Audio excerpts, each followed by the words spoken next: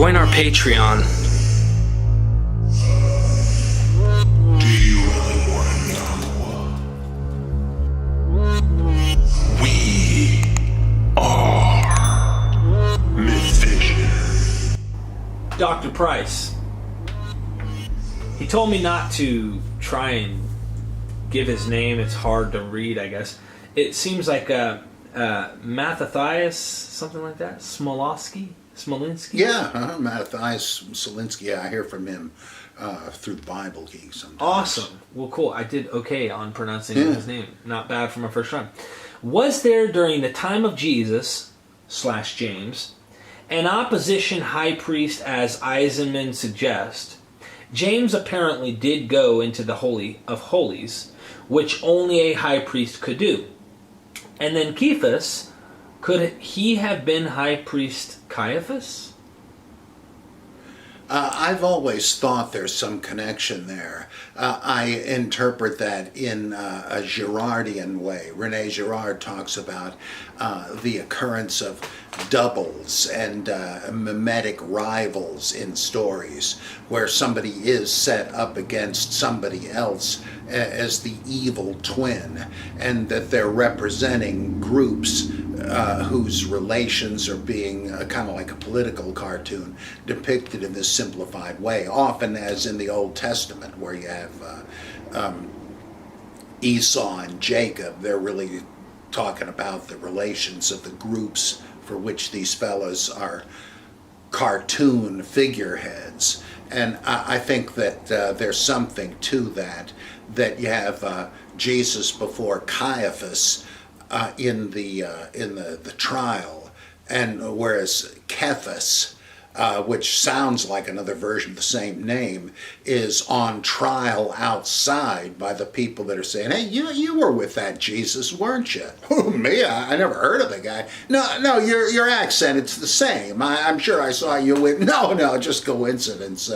And finally, yeah, I saw you too. It was you. Son of a bitch! I never met this guy. It occurs to me that is a kind of fictive opposition of two characters that are kind of mirror reversal reflections of one another. Historically, well, of course not, and I know you're not suggesting that, but I think there is that artistry in there. Yeah, and we've gotten a lot of questions today about Robert Eisenman and Dr. Eisenman's theory. I need to get up with him soon. It's tough interviewing him, I must admit, because he's hard. He's sometimes hard to. I don't know. He's hard to sometimes handle. Don't bring a guest on when you're going to interview him. Just interview him by yourself. That's my suggestion, because he's tough. I've seen his interviews before on shows, and he does not care what platform he's on. If he's going to say something, he's going to say it, and he just cuts you. No, that's not what I mean. He'll let you know boldly and bluntly. But is he the one that first suggested that, or who suggested Caiaphas and Cephas? I just noticed that. I'm sure it's not original with me, but I never read it in anyone else. Okay. But it's kind of asking to be noticed, the similarity between the two names. I'm very weary, not saying there isn't possible connections with etymology, but I've seen where people call parallel mania. I've seen etymological mania, or whatever you would like to call it, where it's just like anything that sounds like it could etymologically connect.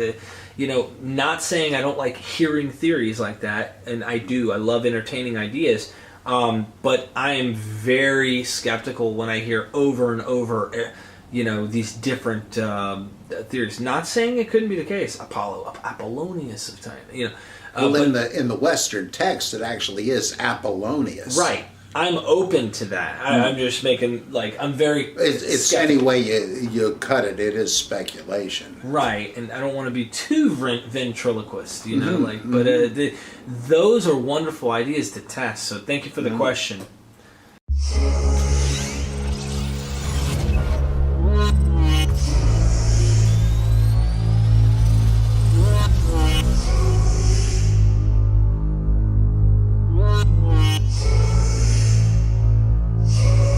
Join our Patreon.